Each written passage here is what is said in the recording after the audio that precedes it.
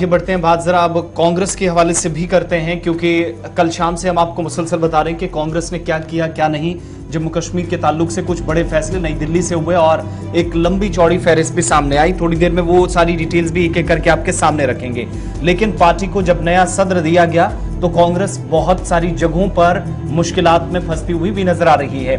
Ghulam Ahmad Mir party के जो साबिक सदर थे जम्मू कश्मीर प्रदेश कांग्रेस कमेटी के, उनकी तरफ से कुछ दिन पहले आपको याद होगा कि पार्टी सदर सोनिया गांधी के नाम उनने तहरीरी तौर पर बहुत सारी चीजें लिखी थी। अपने इस्तीफा जो है वो दिल्ली रवाना कर दिया था और बिलाखिर अब जाकर उनका इस्तीफा मंजूर कर लिया गया। लेकिन उनके इस्तीफे को मंजूर करने के साथ ही वकार रसूल वानी साबिक रुकन असेंबली है बनिहाल से, उनको नया चार्ज दिया गया है बतौर सदर।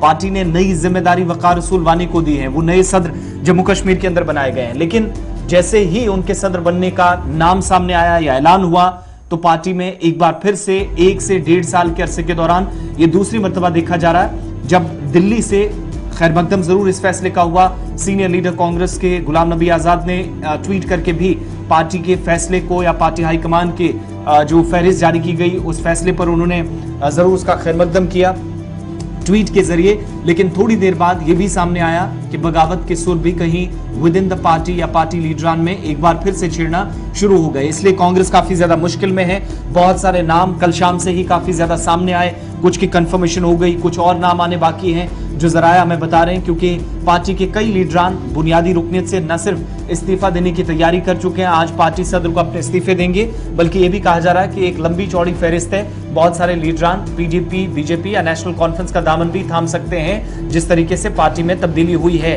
वकार रसूल वानी पार्टी के सदर बनाए गए और उसके बाद कांग्रेस के अंदर जो दूसरी जिम्मेदारी दी गई है बतौर वर्किंग प्रेसिडेंट वो सीनियर लीडर और साबिक वजीर रमन भल्ला को दी गई है जम्मू से। और ये तब हुआ जब जीए मीर का रिजाइन एक्सेप्ट किया गया पार्टी हाईकमान की तरफ से। लेकिन थोड़ी देर बाद कल शाम से ही आपको मुसलसल आपको बता रहे हैं रात 9 बजे के बाद से ये जो डेवलपमेंट्स हो रही हैं और इस वक्त और भी कुछ ताजा तरीन तफसीलात आ रही हैं वो भी आपके साथ साथ शेयर करते चले। गुलाम नबी आजाद जिनको बड़ी जिम्मेदारी दी गई थी, फहरिस्त आपके सामने है।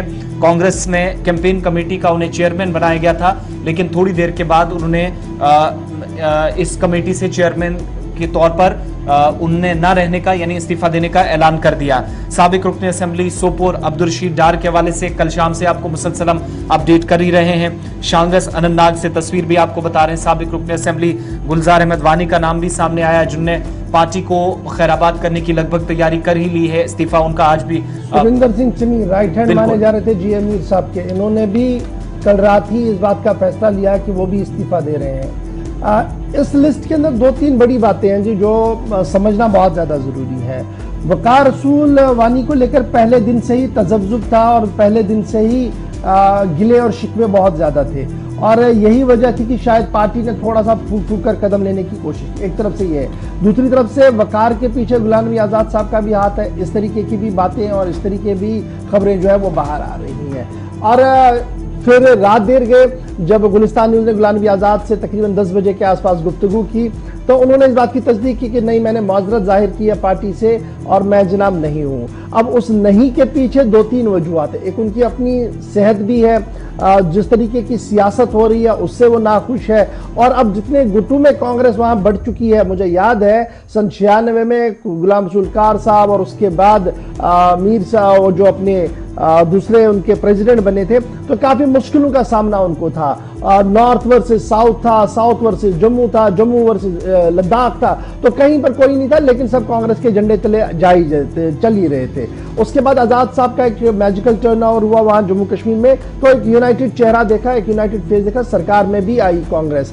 और उसके बाद मीर साहब के टेन्योर में भी उतनी ज्यादा बगावत जो सुर थे पहले टेन्योर में नहीं देखने को मिले, लेकिन सेकेंड टेन्योर जब उनका शुरू हुआ तो थोड़े से सुर वहां बगावत के जरूर नजर आए और कल तक वो सिलसिला चलता रहा। कई बार उन्होंने पार्टी मीटिंग्स बुलाई, एमएलएज नहीं चले गए, तो वो साफ था कि all is not well in Congress. लेकिन कल से जिस तरीके की खबरें आ रही हैं कि जीए मीर साहब इस फैसले की तायद कर रहे हैं एज ए सीनियर सोल्जर के, एज ए सीनियर कांग्रेसमैन के, लेकिन अंदर खाने बहुत सारे लोग जो है वो नाराज, और दर्जनों नाम जो है वो हमारे पास आ रहे हैं। पार्टी ने कल वकार रसूल को सदर बनाया है। वर्किंग प्रेसिडेंट रमन भल्ला यानी जम्मू को भी खुश करने की कोशिश की है, कश्मीर को भी बैलेंस करने की कोशिश की है। सरूरी साहब का यहाँ पर रोल होगा बड़ा इंपॉर्टेंट, क्योंकि वकार को ना बनाने के पीछे जीएम सरूरी साहब का खुलकर सामने आया था। और कल हमारे पास ये भी खबर है कि सरूरी आज अपने पत्ते जो है वो खोल रहे हैं कहां की ओर उनका मुंह होगा, क्योंकि काफी लीडर्स के साथ वो राब्ते में पहले से ही थे। इस तरीके की भी इतलात जो है वो सामने आ रही है।